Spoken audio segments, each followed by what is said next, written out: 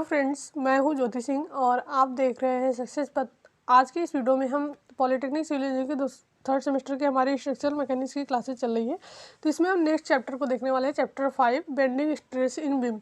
तो bending stress in beam जो आपका चैप्टर है, इसमें आज हम क्या करेंगे, इस वीडियो में जो भी थियोरेटिकल पार्ट है, इसके जो भी एजम्पशंस हैं और जो भी आपका डेरिवेशंस हैं, तो इन सबको इस वीडियो में हम कंप्लीट करेंगे। और बाकी जो नेक्स्ट आपका जो वीडियो आएगा इस पे रिलेटेड, जो आपका बेंडिंग स्ट्रेस का ही दूसरा जो वीडियो होगा, उसमें हम जो भी आपका न्यूमेरिकली पार्ट होगा उसको हम वहाँ पर कवर करेंगे।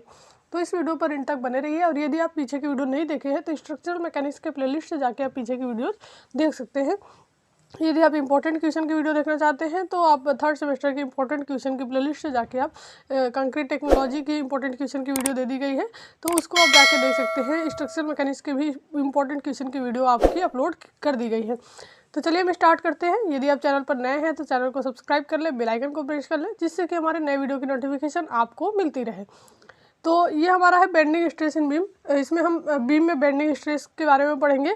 तो सबसे पहला जो टॉपिक हमारा इसमें है शुद्ध या सरल नमन, यानी कि प्योर और सिंपल बेंडिंग। हम इसको इस नाम से जानते हैं, प्योर बेंडिंग के नाम से भी जानते हैं और सिंपल बेंडिंग के नाम से भी हम इसको जानते हैं।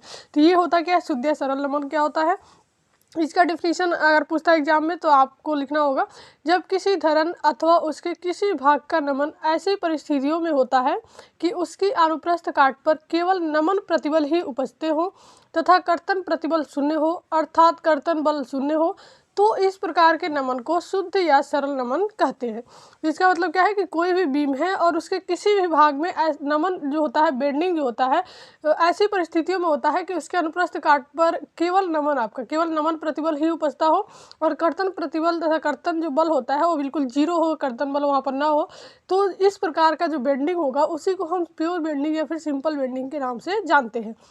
आप देख सकते हैं ऐसा नमन धरन पर केवल नमन घूर्ण लगाकर प्राप्त किया जा सकता है। ऐसे मान लीजिए कि आपका बीम है और बीम के ऊपर यहाँ पर जो भी लोड लग रहा है, पॉइंट लोड या फिर यूडियल, तो उसके वजह से भी क्या होता है, बीम में कुछ बेंड आता है इस प्रकार से। तो ये हमारा प्योर बेंडिंग नहीं होगा, क्योंकि इस पर लोड की वजह से आ रहा है, लोड इसमें लगा हुआ है, तो इसमें क्या होगा, शियर फोर्स की भी कुछ वैल्यू होगी। तो इसलिए ये हमारा ये जो बेंडिंग तो होगा इसमें, लेकिन ये बेंडिंग हमारा शुद्ध या सरल नमन नहीं कहलाएगा। सिंपल या प्योर बेंडिंग का ये डिफिनीशन नहीं होगा। यदि कोई बीम है और उस पर केवल हम घूर्ण लगाए हुए, केवल मूवमेंट लगा हुआ है और उसके वजह से अगर बीम में बेंडिंग हो रही है, तो ये जो बेंडिंग होगा इसमें कोई भी शियर फोर्स नहीं होगा, शियर फोर्स की वैल्यू जीरो होगी। तो यहाँ पर जो बेंडिंग होगा, अब ये जो बेंडिंग कहलाएगा यही हमारा प्योर और सिंपल बेंडिंग कहलाएगा। कहने का मतलब ये है कि यदि कोई बीम पर किसी भी भाग में अगर बेंडिंग हो रहा है उसके, तो उस परिस्थिति में जो आपका केवल वहाँ पर बेंडिंग जो आपका नमन प्रतिबल होता है वो केवल वहाँ पर उपजना चाहिए, वो केवल होना चाहिए। जो शियर फोर्स से रिलेटेड, चाहे शियर फोर्स है चाहे शियर आपका स्ट्रेस है, तो आपका बिल्कुल जीरो होना चाहिए वहाँ पर। तो ये हमारा कैसे मिलेगा, जब हम किसी बीम पर केवल घूर्ण लगाकर और उसमें नमन जब प्राप्त होता है, ऐसा धरन जिस पर आप देख सकते हैं, ऐसा धरन पर केवल नमन घूर्ण लगाकर प्राप्त किया जा सकता है। जब किसी बीम पर अगर हम घूर्ण लगाते हैं और उसके कारण अगर कोई बेंडिंग होता है उस बीम में, तो वही हमारा जो बेंडिंग है वही हमारा प्योर और सिंपल बेंडिंग कहलाएगा। तो यहाँ पर आपको फिगर की मदद से भी यहाँ पर क्लियर कर दिया गया है। ये आप देख सकते हैं, ये एक आपका बीम था, ठीक है। बीम पर एक है, दोनों तरफ से यहाँ मूवमेंट लगा हुआ है, इसकी वजह से क्या बीम में बेंडिंग आ गई है, बीम बेंड हो गया है। तो ये जो बेंडिंग है यही आपकी शुद्ध या सरल नमन कहलाएगी। इसी को हम प्योर और सिंपल बेंडिंग कहते हैं। दूसरा जो आपका फिगर है यहाँ पर दिख रहा है, ये भी आपका एक बीम था और बीम के ऊपर क्या है, एक लोड लगा हुआ है, पॉइंट लोड, इसकी वजह से इसमें क्या हुआ, बेंड आ गया है, ये बेंडिंग हो गई है बीम में। तो ये भी तो बेंड हुआ है, लेकिन इसको हम प्योर और सिंपल बेंडिंग नहीं कहेंगे, क्योंकि इसमें शियर फोर्स की भी कुछ ना कुछ वैल्यू होगी। तो इसलिए ये जो बेंडिंग है ये हमारा गलत है, इसको शुद्ध नमन हम नहीं बोल सकते, इसको हम शुद्ध नमन बोल सकते थे। यहाँ से आपको क्लियर हो गया होगा कि प्योर और सिंपल बेंडिंग हम किसे कहते हैं। नेक्स्ट हमारा जो पॉइंट है मोस्ट इंपॉर्टेंट, शुद्ध या सरल नमन सिद्धांत के लिए मान्यताएं। कुछ एजम्पशंस आपके दिए होते हैं, प्योर और सिंपल जो बेंडिंग है इसके लिए कुछ मान्यताएं दी गई, कुछ एजम्पशंस हैं, तो इसको हमको मानना होता है। फर्स्ट पॉइंट देखिए क्या है, धरन की कोई भी अनुप्रस्थ काट जो कि नमन से पहले समतल है, नमन के बाद भी समतल ही रहती है। तो धरन की कोई भी अनुप्रस्थ काट क्या होता है, नमन से पहले अगर समतल है तो नमन के बाद भी क्या होती है, समतल ही रहती है। ये हमको मानना होता है। नेक्स्ट हमारा है, धरन का नमन होने पर वक्रता अर्धव्यास उसकी अनुप्रस्थ काटी मापों की अपेक्षा बहुत बड़ा होता है। आगे हम देखेंगे जब डेरिवेशन करेंगे तो उसमें ये वक्रता अर्धव्यास क्या होता है, तो उसकी अनुप्रस्थ काटी मापों की अपेक्षा बहुत बड़ा होता है। नेक्स्ट हमारा है, धरन की प्रत्येक सतह अपने ऊपर तथा नीचे वाली सतह से प्रभावित हुए बिना ही स्वतंत्र से स्वतंत्रता से सभी दिशाओं में सिकुड़ खींच सकती है। तो जो आपकी धरण की प्रत्येक सतह होती है अपने ऊपर या नीचे वाली जो सतह होती है उनसे प्रभावित हुए बिना स्वतंत्रता से सभी दिशाओं में ये सिकुड़ भी सकती है और खींच भी सकती है।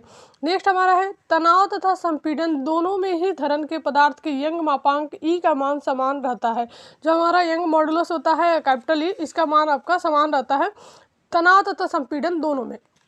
नेक्स्ट हमारा है धरण का नमन उसकी प्रत्यास्था सीमा के अंदर ही होता है। जो बेंडिंग होगा, बेंड होता है जो धरण का, तो वो आपके प्रत्यास्था सीमा के अंदर ही होता है। नेक्स्ट हमारा है धरण का पदार्थ सर्वांक्षण तथा समगुण होता है जिससे सभी दिशाओं में धरण के प्रत्यास्था गुण समान है। तो जो धरण का पदार्थ होता है सर्वांक्षम होता है, होमोजीनियस इसको हम बोलते हैं। होमोजीनियस का मतलब क्या होता है कि एक मटेरियल का अगर कोई भी पदार्थ को बोला जा रहा है कि ये होमोजीनियस है तो उसका मतलब होता है कि वो पदार्थ में जो भी मटेरियल है वो एक समान है। तो यही हमारा होता है कि समान अगर होगा तो उसमें सभी दिशाओं में धरण का प्रत्यास्था गुण भी आपका समान रहता है। तो ये थे आपके एजम्पशंस प्योर और सिंपल बेंडिंग के लिए। नेक्स्ट हमारा जो पॉइंट है फटन मापांक यानी कि मॉडुलस ऑफ रप्चर। तो कुछ छोटे छोटे टर्म भी है इससे रिलेटेड। तो यदि कोई धरण नमन गुण यम पर टूटता है तो इस मान को प्रयोग करके नमन संबंध की सहायता से ज्ञात किए गए नमन प्रतिबल यफ के मान को हम फटन मापांक कहते हैं।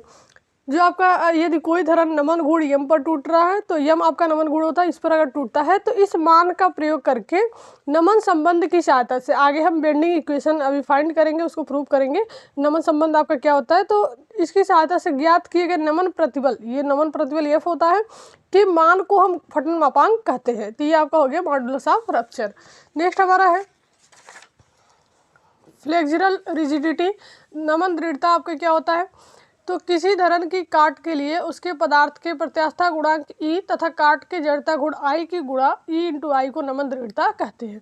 तो जो आपका प्रत्यास्था गुणांक होता है कैपिटल ई और जो जड़ता गुण होता है मोमेंट ऑफ इनर्शिया होता है आई, तो इनका जो गुणांक होता है इनका जो आपस में हम मल्टीप्लाई करते हैं तो यही हमारा ई इंटू आई, यही हमारा फ्लेक्सुरल रिजिडिटी यानी कि नमन दृढ़ता कहलाता है। नेक्स्ट हमारा है प्रतिरोधी गुण मोमेंट ऑफ रेजिस्टेंस क्या होता है।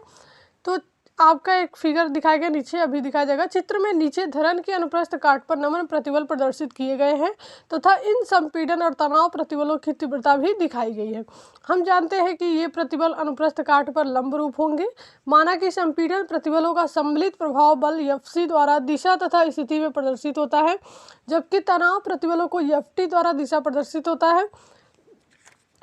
तनाव जो प्रतिबल होता है उसको हम एफटी के द्वारा प्रदर्शित करते हैं और जो संपीड़न प्रतिबल होगा उसको हम एफसी के द्वारा प्रदर्शित करेंगे। और ये बिंदु ओ यानी कि उदासीन अक्ष से क्रमशः बी तथा ए दूरियों पर है।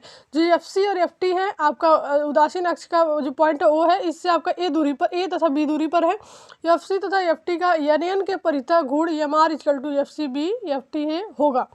तो ये आपका गुण है। यही गुण बाहर से लगाए गए नमन गुण यम का विरोध करता है। ये जो हमारा गुण मिलता है M R moment of resistance, इसी को हम बोलते हैं। तो ये गुण क्या करता है, बाहर से लगाए गए, जो बाहर से यम नमन गुण लगाते हैं इसका ये विरोध करता है। संतुलन की दशा में यह आंतरिक गुण एम आर बाह्य गुण यम के बराबर तथा विपरीत होता है। इस आंतरिक गुण एम आर को ही प्रतिरोधी गुण कहते हैं। ये जो एम आर है आपका मूवमेंट ऑफ रेजिस्टेंस, यही आपका हमारा प्रतिरोधी गुण कहलाता है। और ये क्या करता है, जो बाहर से नमन लगाया जाता है यम, इसका ये विरोध करता है। और संतुलन की स्थिति में ये क्या होते हैं, आंतरिक गुण और जो बाह्य गुण होते हैं ये आपस में बराबर तथा विपरीत होते हैं। तो यही गुण जो आपका होता है एम आर, इसी को हम प्रतिरोधी गुण कहते हैं। अब फिगर में हम देख सकते हैं कि फिगर में आपका कैसे बताया गया। यहाँ पर देख सकते हैं कि एक आपका बीम है और बीम का ये बेंडिंग हुआ है, ठीक है, ये बेंडिंग हुआ है। तो ये जो सेंटर वाली लाइन होती है ये हमारी न्यूट्रल एक्सिस उदासीन अक्ष कहलाती है। और इस पर क्या होता है आपका तनाव बल भी और संपीड़न बल भी बिल्कुल जीरो होता है, ठीक है। तो ये हमारा जो ऊपर वाला पार्ट होता है कंप्रेशन का होता है, नीचे वाला पार्ट हमारा टेंशन का होता है। तो क्योंकि देखिए आप ऊपर वाला पार्ट जब ये बेंड होता है तो ये सिकुड़ता है और नीचे वाला पार्ट आपका ये फैलता है। तो ये हमारा इसमें कंप्रेशन होता है, इसमें हमारा टेंशन होता है। ये आप देख सकते हैं यम एक गुण लगाए गए बाहरी गुण, और यहाँ पर ये न्यूट्रल एक्सिस है और यहाँ पर ये सी है यानी कि ये कंप्रेशन में है, ये आपका ऐसे जा रहा है इधर से कंप्रेशन में, और ये आपका टेंशन में है। तो आप यहाँ पर दिखाया गया आपको नमन प्रतिबल की तीव्रता, यही आपका नमन प्रतिबल होता है एफ सी और एफ टी जो होता है। ये आपका न्यूट्रल एक्सिस है, ये आपका कोई सेक्शन दिखाया गया, मान लीजिए आयताकार सेक्शन है और इसका ये आपका न्यूट्रल एक्सिस है, इधर आपका FC है, इधर आपका FT है, और इस पर जो फोर्स लग रहा है ये कंप्रेशन में है, ये पार्ट ऊपर वाला, नीचे वाला टेंशन में है, जिसको हम FT बोलते हैं, इसको FC बोलते हैं। और ये जो न्यूट्रल एक्सिस वाली लाइन है यहाँ पर इसका पॉइंट O है, और O से ये क्या है, B दूरी पर FC है आपका, A दूरी पर FT है, ये A दूरी है, ये B दूरी है। तो इसी को बताया गया है कि इसमें जो मूवमेंट आपका MR, ये देखिए आंतरिक जो प्रतिरोध गुण होता है, ये जो बाहरी गुण लगा हुआ है इसके मतलब इसका ये विरोध करता है, और संतुलन की स्थिति में ये दोनों आपस में बराबर और विपरीत होते हैं। तो यही हमारा जो MR होता है, इसी को हम मूवमेंट ऑफ रेजिस्टेंस यानी कि प्रतिरोधी गुण बोलते हैं। नेक्स्ट हमारा उदासीन सतह, न्यूट्रल सरफेस हम किसे बोलेंगे, तो नमन के अंतर्गत धरन के बीच में कहीं एक सतह ऐसी होती है जिसकी लंबाई में कोई परिवर्तन नहीं होता है, इस सतह को हम उदासीन सतह कहते हैं। जहाँ पर उसकी लंबाई में कोई परिवर्तन नहीं होगा उसी को हम न्यूट्रल सरफेस बोलते हैं। नेक्स्ट हमारा है न्यूट्रल एक्सिस, तो उदासीन सतह तथा धरन के अनुप्रस्थ काट वाले समतल की कटान रेखा को उस काट के उदासीन अक्ष कहते हैं। जो उदासीन सतह होता है आपका न्यूट्रल सरफेस तथा धरन के अनुप्रस्थ काट वाले समतल की कटान रेखा को उस काट के उदासीन अक्ष कहते हैं। तो ये जो आपका ये लाइन दिख रही है सेंटर में, यही लाइन आपकी न्यूट्रल एक्सिस है, जिस पर आपका कंप्रेशन भी और टेंशन भी दोनों आपका जीरो होता है बिल्कुल। तो जहाँ पर जीरो होता है तो वही उदासीन अक्ष आपकी कहलाती है। उदासीन जो आपकी न्यूट्रल का मतलब ही होता है वो उदासीन, इसका मतलब क्या है कि वहाँ पर सारी चीज़ें आपकी जीरो होती है बिल्कुल। तो ये हमारा हो गया। नेक्स्ट हम देखते हैं बेंडिंग इक्वेशन, जो आपका मोस्ट इंपॉर्टेंट टॉपिक है इस चैप्टर का, या आपका एग्जाम में पूछा जाता है डिराइव करने के लिए। तो बेंडिंग इक्वेशन आपका क्या होता है, इसको हम डिराइव करके देखेंगे यहाँ पर। तो जो बेंडिंग इक्वेशन है इसी से रिलेटेड आपके सारे न्यूमेरिकल मिलेंगे जो इस चैप्टर के न्यूमेरिकल हैं, इसी पर आधारित है। तो अगर ये इक्वेशन आपको समझ में आ गया तो बहुत सारे न्यूमेरिकल को आप आसानी से कर पाएंगे। तो देखिए इक्वेशन क्या है, F/y equal to M/I equal to E/R। तो ये इक्वेशन यही हमको प्रूव करना होता है, प्रूव करने के बाद यही इक्वेशन हमको मिलता है।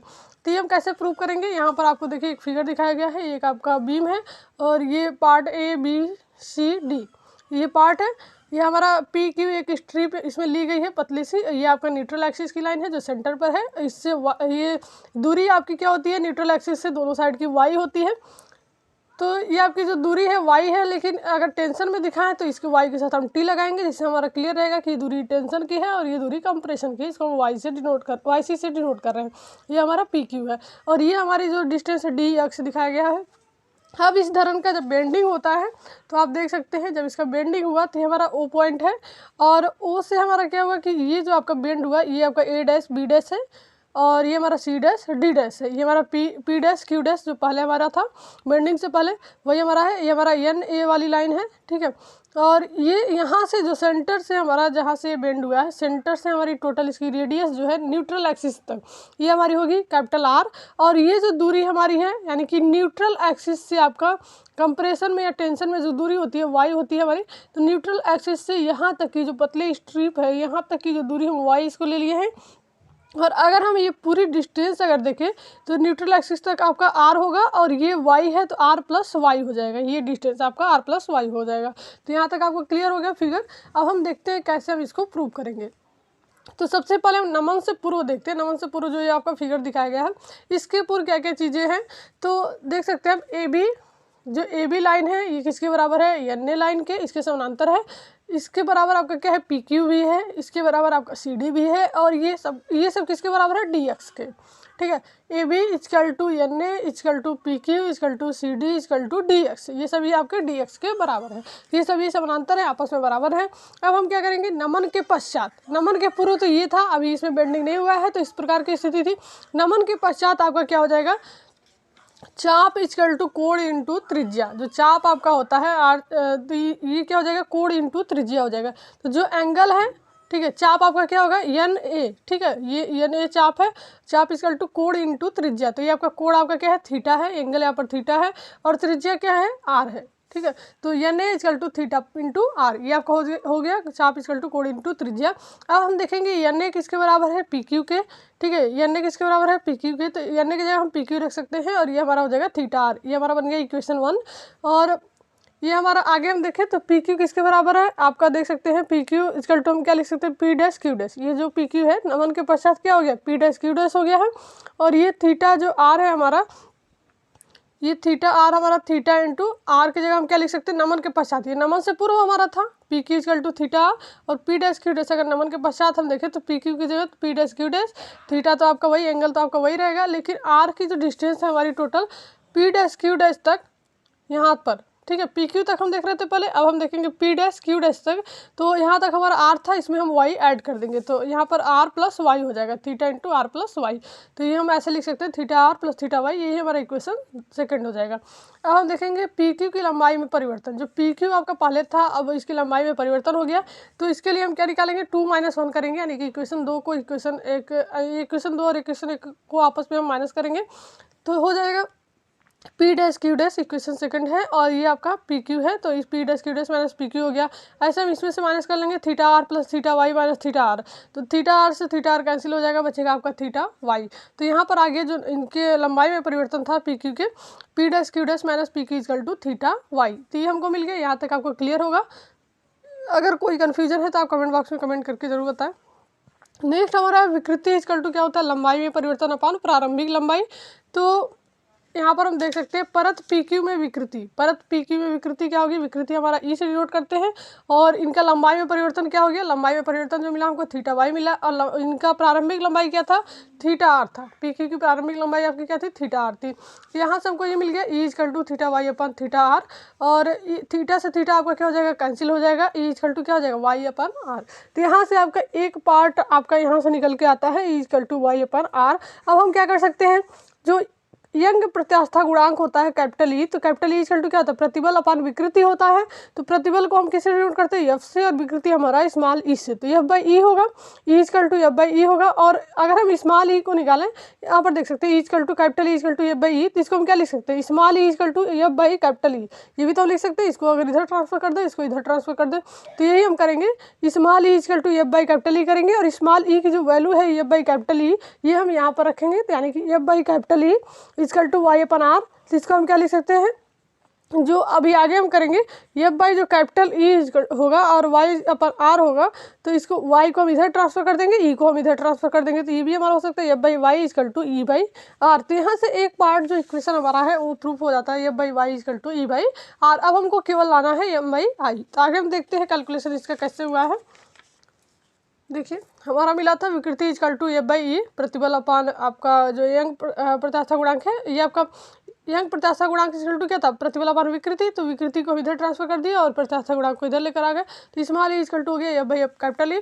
और ये ई की जो वैल्यू है, जो इक्वेशन हमको पहले मिला था उसमें हम रख देंगे, तो ई इक्वल टू क्या हो जाएगा, यहाँ पर एफ बाई ई रख दिए, और वाई अपन आर पहले से ही था। अब हम क्या किए, ये ई को हम आप देख सकते हैं एफ बाई वाई, इसको हम इधर ट्रांसफर किए, वाई को इधर और इसका इधर कर दिए, तो F by Y equal to E by R हो गया।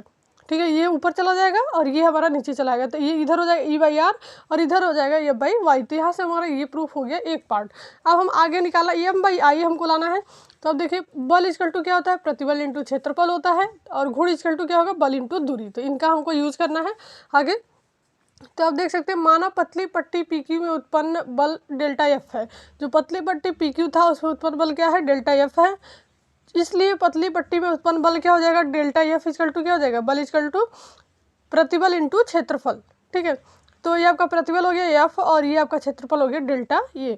अब डेल्टा एफ इक्वल टू क्या हो जाएगा, एफ की वैल्यू हम रख सकते हैं यहाँ से E by R into Y. F की वैल्यू अगर केवल निकालना है तो वाई इधर मल्टीप्लाई हो जाएगा, तो एफ इक्वल टू रख दिया हम ई बाई आर इंटू वाई, और ये हमारा डेल्टा ए यहाँ पर आपको दिखाया गया एफ इक्वल टू क्या होता है।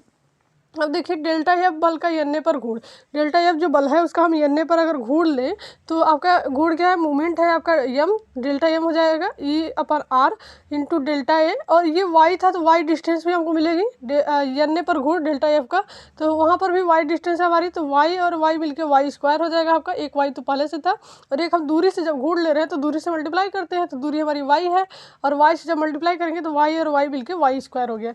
अब क्या करेंगे, इसलिए पूरे खंड में उत्पन्न गुण, जो पूरा खंड होगा उसमें उत्पन्न क्या गुण होगा, तो आपका पूरा खंड क्या है, टेंशन से लेके कंप्रेशन तक। एक पार्ट में आपका टेंशन है नीचे वाले में, ऊपर वाले में कंप्रेशन है, तो टेंशन से लेके कंप्रेशन तक जब हम गुण निकालेंगे डेल्टा एम, तो आपका ये भी हो जाएगा वाई टी से वाई सी तक E by R into delta A Y square, delta A Y square यही है। अब हम क्या करेंगे, ई बाई आर आपका आ गया यहाँ, डेल्टा ए वाई स्क्वायर बचा, तो डेल्टा ए वाई स्क्वायर क्या हो जाता है, आई के बराबर मोमेंट ऑफ इनर्शिया होता है। तो ई बाई आर इनको हम लिख सकते हैं आई, कैपिटल आई, तो यम ये आपका हो जाएगा मोमेंट आपका यम हो जाएगा, तो M equal to E by R into I. अब क्या हो जाएगा, यहाँ से हम लिख सकते हैं ये आई होगा, इसको इधर ट्रांसफर कर देंगे, M by I equal to क्या हो जाएगा, ई बाई आर। तो यहाँ से हमको एक इक्वेशन मिला, दोनों को हम आपस में बराबर करेंगे तो क्या हो जाएगा, एम बाई आई यहाँ से मिल गया, ई बाई आर भी मिल गया, और F by Y, E by R equal to क्या था, एफ बाई वाई था। तो जब हम लिखेंगे ऐसे इन दोनों को हम इक्वल करेंगे तो आपका आ जाएगा M by I equal to E by R, दोनों में ई बाई आर है तो कॉमन ले लेंगे उसको, और इक्वल टू क्या हो जाएगा, एफ बाई वाई। तो ये इक्वेशन हमारा यहाँ पर प्रूफ हो जाता है, बेंडिंग इक्वेशन, जिसको हम नमन समीकरण बोलते हैं। तो ये समीकरण बहुत इंपॉर्टेंट है आपका, इसको आप ज़रूर, इसका जो प्रूफ है उसको कर लीजिए, बहुत ईजी सा है प्रूफ, तो इसको आप कर सकते हैं। और आगे हम देखेंगे जो भी न्यूमेरिकल का पार्ट होगा इनका, उसमें हम न्यूमेरिकल को सारा न्यूमेरिकल वहाँ पर कवर करेंगे। तो ऐसे वीडियोज़ के लिए चैनल पर बने रहिए और इस वीडियो को अपने फ्रेंड के साथ ज़्यादा से ज़्यादा शेयर कीजिए।